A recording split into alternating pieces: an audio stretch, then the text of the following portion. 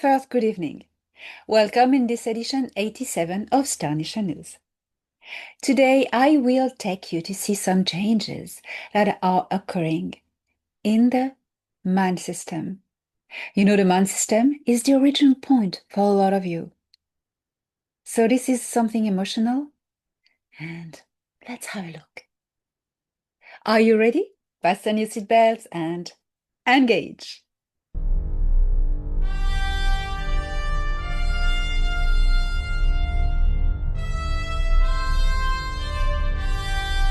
A very long time ago, that is set in the time field as an origin point that seeded the human genome throughout all the galaxy, exception made of some points, such as Earth, for instance, where the human genome was seeded directly.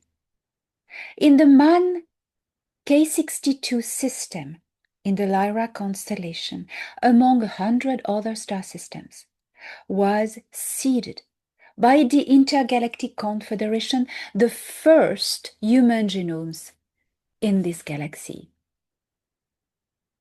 Later on, these cultures developed and they gave birth to beautiful, advanced, peaceful cultures.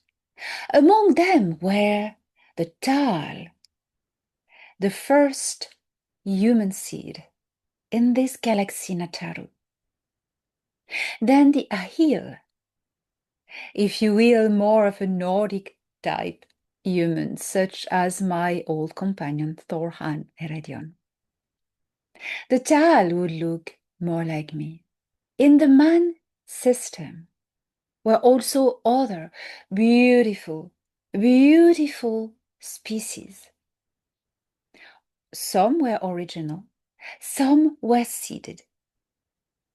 The Lyra zone was a ground for experimentation of the diversity of life, multiplying the possibilities. I wasn't there, I wasn't part of this operation of seeding Nataru, although my homeworld is among one of the seeders' homeworlds, Emeria in the Altea star system in the galaxy NGC 7331. But the story of what happened there touched the hearts of beyond this galaxy Nataru, touched the hearts of people, of cultures, of other galaxies. Because what happened there was horrendous. The Sikaar or Alpha Draconian Empire, growing from a little reptilian culture to a despicable conqueror empire, grew and took territories ruthlessly. When they found the man system, the Kepler 62 system in the Lyra constellation, Lyra zone as we say, because constellations are an optical illusion depending on where you stand in space. They discovered a system, a planetary system filled with an incredible riches of resources. Of course, the Intergalactic Confederation had provided these worlds with the most abundant resources to facilitate the development of life and beautiful cultures. They gave all the chances. Then the Seekers saw it. And as they saw it, they wanted to take it. They wanted to have it. But there was no way the local cultures would share with them. The Seeker wanted it all. They wanted the human and other cultures' resources as workforce, slave force, because the Seeker were doing slave trade. And as you know, they have no ethics, no compassion. and no time, no empathy for human lives. They took everything, they ransacked the world. The local royal family that was managing at the time the Kepler 62 star system or man system were the royal family of Amanjera the Tali. They tried everything they could to save their world and their cultures, and they tried to find agreements with the Sikar. And the Sikar told them something. They said, if you give us your systems, planetary system, without resistance, we are allowing you a time to go and leave.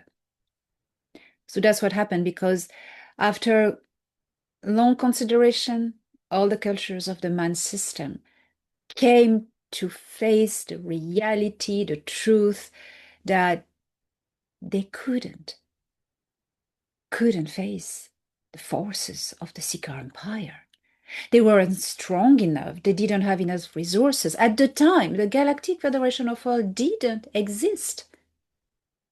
The Galactic Federation of Worlds saw its birth after the Orion Wars that were million years later. And what about the Intergalactic Confederation? The time they called them,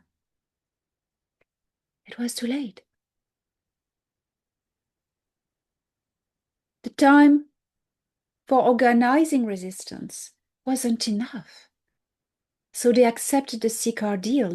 The royal Tal family accepted it on behalf of all the star system, and they left in arcs. And these arcs were carrying the culture of all their worlds.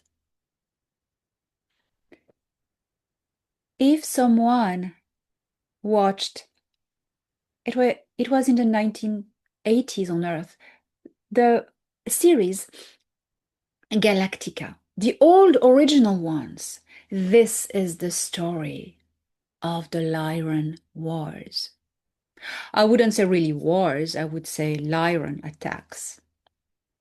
Takeover by an empire that was so powerful, they couldn't resist. They had to save their lives, their cultures, and they had to leave. And that is how the human genome from the Lyra zones were spread out throughout Nataru.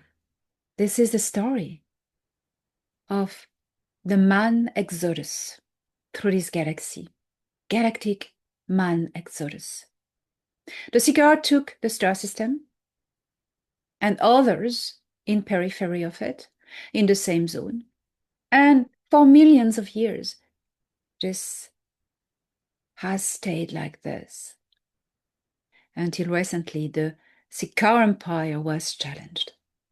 When the Negumak Gnomopo from Antares joined membership with the Galactic Federation of Worlds, then the balance turned, and the Sikar Empire felt threatened for the first time, because the Gnomopo are hunters.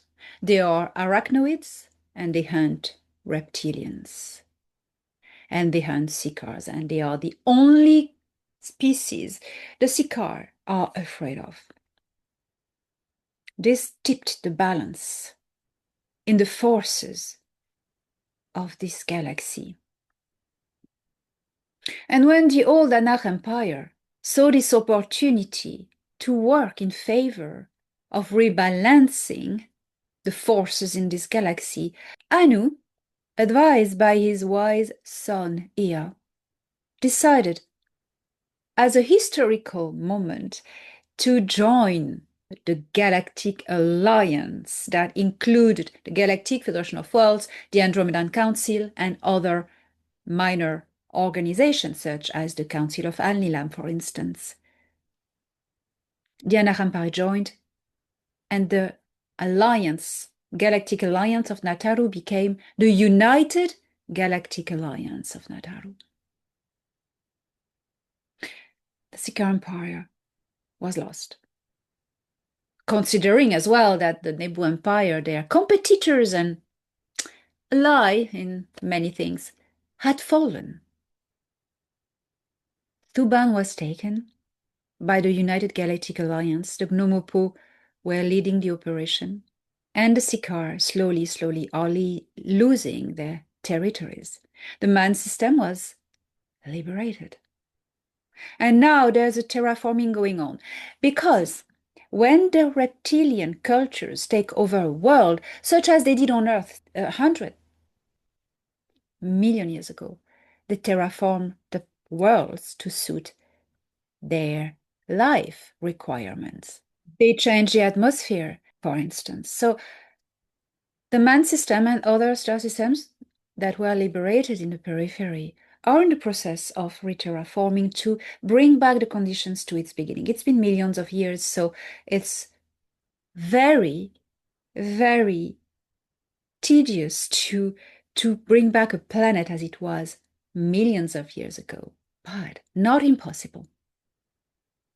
Because the Intergalactic Confederation is helping, and the Danaan Empire also, who are also very skilled in terraforming. Oman Khera is the main target at the moment for terraforming, and all efforts are on it, although other planets of the system are in the process of being studied for and prepared for terraforming. It's in the process. There is so much work in the aftermath of the collapse of these two terrible empires, the Nebu and the Sikaar. In the Orion zone as well, all the Do hives, Do means gray, planetary hives are being reconstructed to an organic original state. Because, you know, in the cosmic law of evolution, you don't destroy something, you recycle it. So all the gray cultures in the aftermath of the fall of the Nebu Empire, all these gray cultures who had been assimilated by the Eban from Betelgeuse, are now given back a chance to reform as a planetary culture and helped and guided by the Council of Al-Nilam. That is why you are not hearing a lot from my old dear friend Anax, who is one of the seats of the Council of Al-Nilam, representing the Egaroth culture, because he's so busy. They are so busy there. There are 7 cultures now, and they are working at rebuilding the balance of the Orion zone, Uruana. And there are so many things to be found. It will be the topic of another Star Nation news. For the time being, I am giving you all the blessings of the galactic high spirits and elders who are following you with love and pride.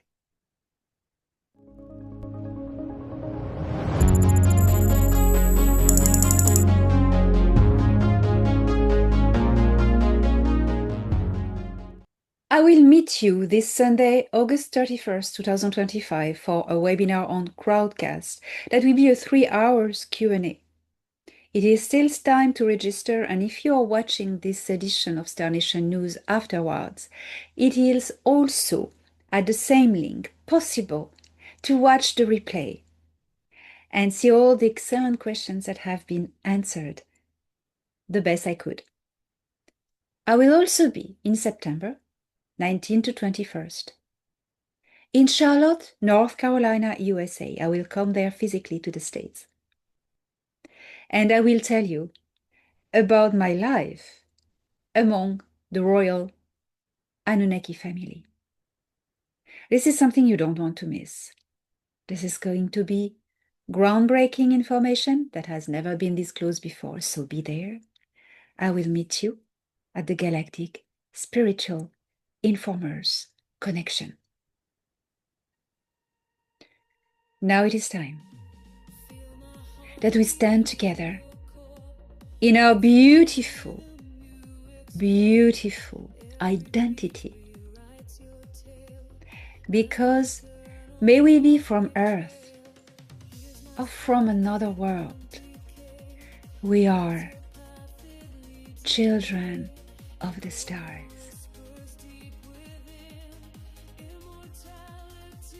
I have lived among the Anunnaki.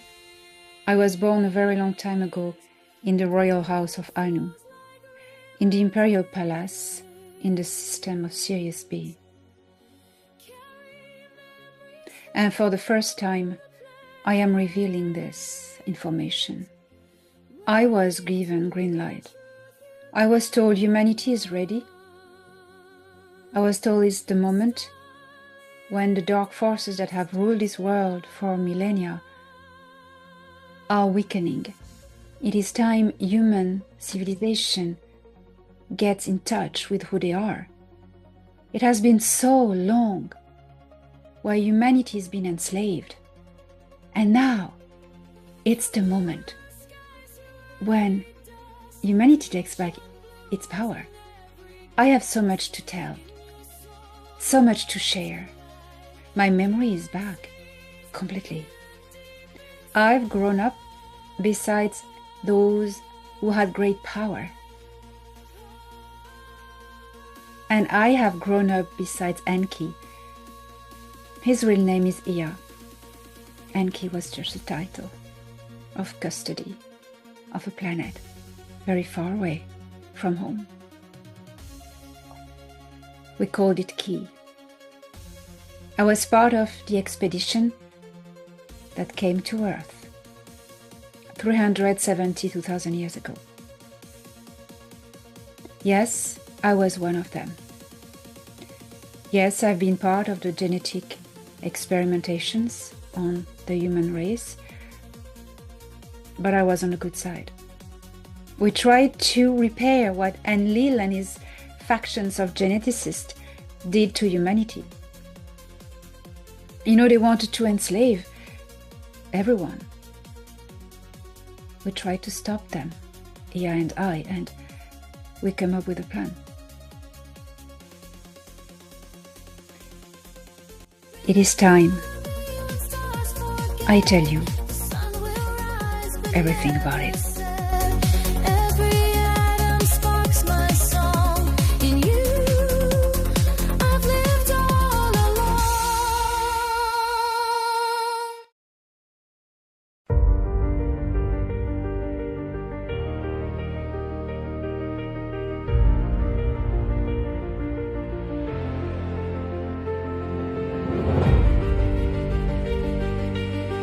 On August 31st, 2025, Elena will share with you the details of the journey of her soul. Where does she come from, who she is, and more.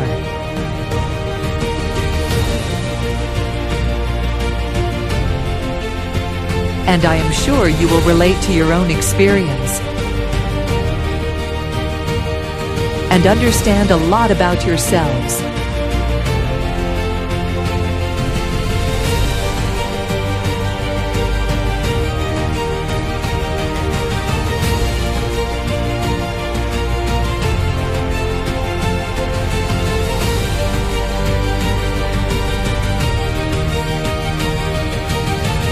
It will be followed by a Q&A on the topic of current events at our galactic scale, with the participation of some of her extraterrestrial contacts who may agree to tune in. How lucky is that?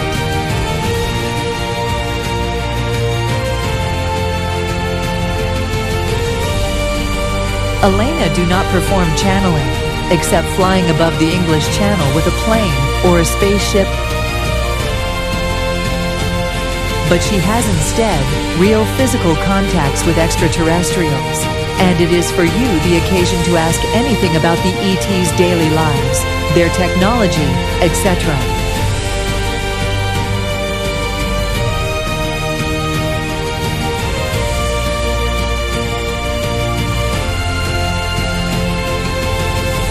Don't miss Elena's next webinar, August 31, 2025, 2 p.m. EST on Crowdcast.